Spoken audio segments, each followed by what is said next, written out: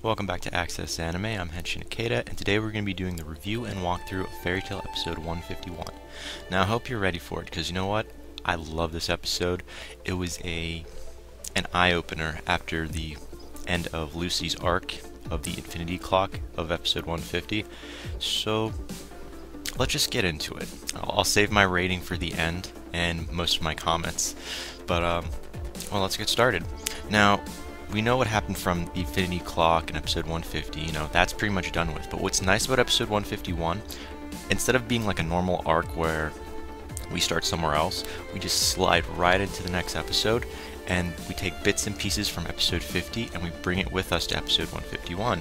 So we open up the episode with, now this was a shocker for me when I see these new characters. We see Rogue and Sting from the Sabretooth Guild. And they're basically reminiscing about how it's been 7 years, and apparently Fairy Tail's back, and Rogue apparently used to be a fan of one of the Fairy Tail Guild members, so it's kind of interesting because Sabretooth is actually a guild that's a rogue guild. They're the Dark Guild, one of the many Dark Guilds. But anyways, let's jump into it. We're taken to the Archbishop, and he's talking to, I guess, Legion per se, but not really. He's giving like a sermon of forgiving everyone of their sins. Fairy Tail, Legion, all these people. It's kind of interesting. And apparently Legion's playing hooky. They're not really there. They're at the Fairy Tail Guild, so it's kind of funny. Now we're taken to the Fairy Tail Guild headquarters, and there's Legion, and they're apologizing, and it's quite interesting. Now, while this is going on, the present master of Fairy Tail is at the Archbishop's ceremony, so he's not really there. And the original master, I always forget his name, but it starts with an M, Markov, he's actually in control right now of the Fairy Tail headquarters. That's where he's at. And he's welcoming in, and they're having a party. He's like, "Don't worry, Legion, we forgive you." I'm like, well, that was nice of him. And they just have a blowout party, I mean, you have all the Xyz are slightly outside and they're kicking each other's butt. You have Sammy, and then you have Panther Lily, and they're happy to fight. That's how they reminisce. Everyone's chumming up. You see Byro after he apologized to everyone, and Markov says it's okay. He's with Gildarts at the bar, and it's like they're good old friends. And Gildarts reminiscing, saying, we had a good fight. I'm not sure what would happen if we locked horns again. This is kind of interesting how everything's happening. Again, I love this episode. I mean, that was the beginning of the episode. They're forgiving each other, Lucy finds out from one of the other Legion members that Michelle Lobster isn't really, they found the real Michelle, and she's not really a distant relative of Lucy. And then Lucy's like, you know what? I kind of had a feeling. Don't worry. We're good friends. So it was kind of interesting. And we move away from that, and now we're taken to the council, where we see Lehar and Doranbolt. They're going over seeing how the Celestial Wizards have their powers. Well, they find out the Celestial Wizards are now awake after their supposed 100-year sleep. They awaken finally, even though they really weren't asleep for that long. But they don't have any of their powers, so that's a drawback. And they reminisce about Fairy Tail being back after 7 years. And you can tell Lehar, he really could care less, but he's showing some light sympathy, where Doranbolt is glad they're back. And okay, the one thing that disturbs me is this Master Org. He's part of the council. He has it in for Fairy Tail. He literally wants to blame them for everything, for a lot of things, and it's just stupid. I don't know why this Master Org has it out for them, but I hope he gets what's coming to him later on in the series, because he really shouldn't be a man of power, because as we know, Fairy Tail isn't a bad guild. They are actually the one thing that is good. But he starts talking about all these other guilds that we've already seen. Like, talked about the Tortoris, Tortotaros. I don't know how to pronounce it. He talks about the Grimoire Hearts, because they don't know where Grimoire Hearts are at. It was just interesting. But there really wasn't a lot of clarification on what he was talking about. I guess it was just an update on where all the guilds were at and the problems that they were concurring. Apparently he wanted to hold Fairy Tail accountable for what happened with the Archbishop. He's like, we don't care about Syntopia, but you know, Fairy Tail, they're back and, you know, more trouble. Like, yeah, just push it away. This Master Ord guy's an ass. That's what we know. We're taken back to Gildart and everyone else, and you see Gildart with Merkov, the original master of Fairy Tail, takes him.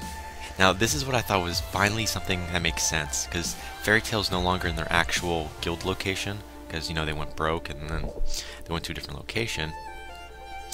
You see Gildart and Markov in the original Fairy Tail hall, like their original building they had, the castle they made. And I thought, he says, we're gonna take it back. I'm like, it's about time. I mean, Fairy Tail to me is still the strongest guild, even though they're on the bottom toll pole of the whole magical world. So he takes them down, and they're in the secret corridor that's going down.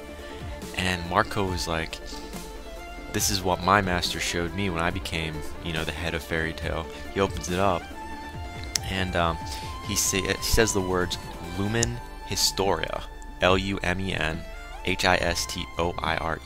I don't even know what that means, but you see he opens the door. We don't get to see what's in there, but we see a bright light that's hitting Gildart, and he's like at a loss for words, like, I don't know what to say. And Mavis was like, he said, this is Fairy Tail's true nature. That Mavis, I should say, this is what Mavis told the original, I guess, guild leader of Fairy Tail, that this is the true nature of Fairy Tail, and it was passed down from each master to him. And I'm like, well, we know Mavis was actually a fairy, or at least that's what we depict her as. So when you hear Markov telling Gildarts, this is the true nature of Fairy Tail, we don't know what he really means by that. This is what had me at a stunning point after he says this. I'm only telling you this, Gildarts, because I want you to be the next master of Fairy Tail.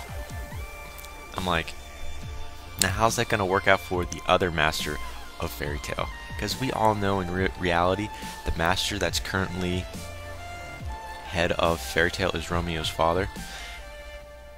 And we don't like him. He's a pushover. He has no power. He's probably one of the weakest characters in the guild. And he wasn't even chosen realistically by the original master. So in part, he's just a substitute master. But as soon as he said, Gildarts, you're going to be the next master, I'm like, about time. He is the strongest character in the guild. I'm like patting him on the back. Go, man. Go for it. And we see Gildarts outside later on, after Legion leaves the Fairy Tail. They say their goodbyes, and you see Legion. They have an interesting story now, which I thought was unique. The Archbishop gave them a seal and sent them on their way. They said, before we see the Archbishop telling them, I can't say I'm sorry for what happened, having my mind taken over, because I'm very weak, that is my fault. But it's going to be very severe for you guys now, because I want you to go out and get the Affinity Clock and restamp them and make sure no one else can get to them. So that's why Legion went to Fairy Tail. They said their final goodbyes, because it could take 100 years or so many years until they have their mission complete, because now they have like a seal. And it was kind of sad, but you see Fairy Tail was like, it's okay. Come back anytime you want. You guys are friends. You guys were tricked into doing that mission in the past, so we understand. And, you know, they made up, and Byro ends up smiling, which is like a scary smile. I don't know. It's a tearjerker in a different aspect, but I liked it, just to see them off. But see, that's not where the story ends, because we see Gildarts, like I said, Gildarts is now outside, and Natsu is passing him, like he usually does, tries to beat the crap out of Gildarts, and Gildarts flicks him away. But Gildarts, you know, he's contemplating on becoming master of this Fairy Tail guild, but he's trying not to show it. I mean, that's a lot of weight on your shoulder. This is the guy, he fights by himself. I mean, he's gone 10, 20, 30 years by himself. So we don't know where he stands.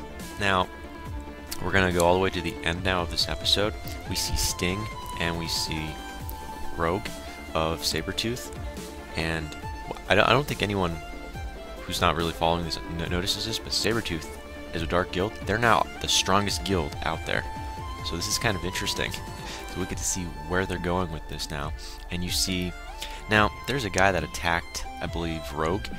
He's a random guy with an arrow.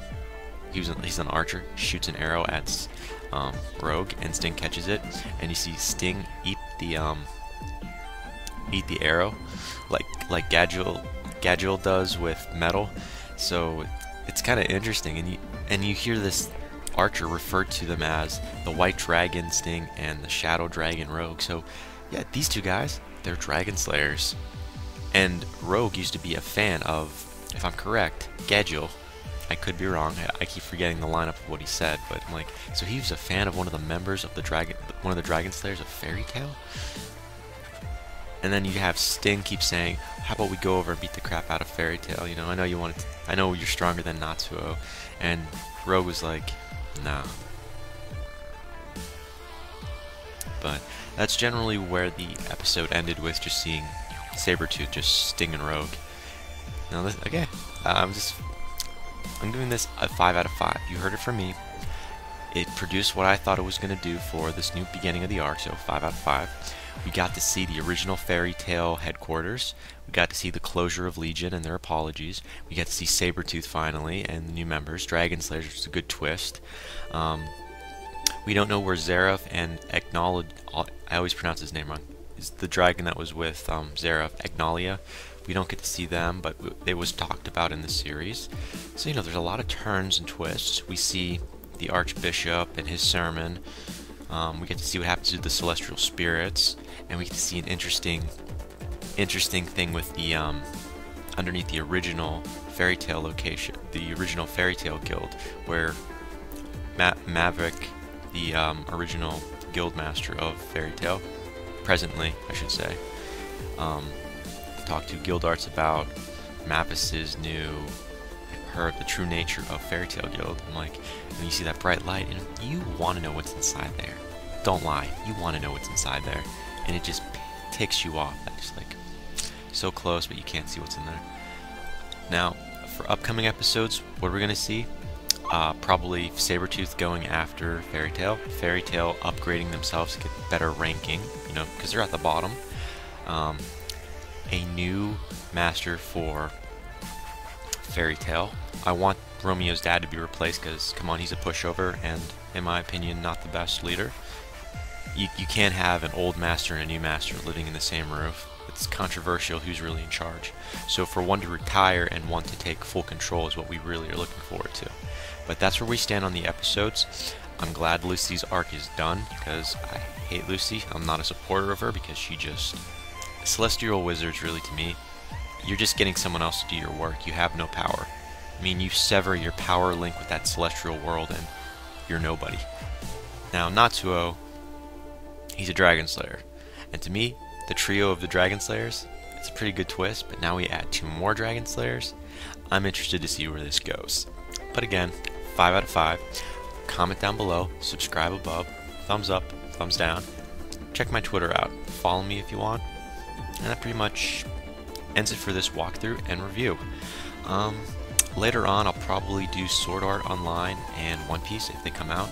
And stay tuned for 2 more new reviews I'm going to start doing. Should I tell you?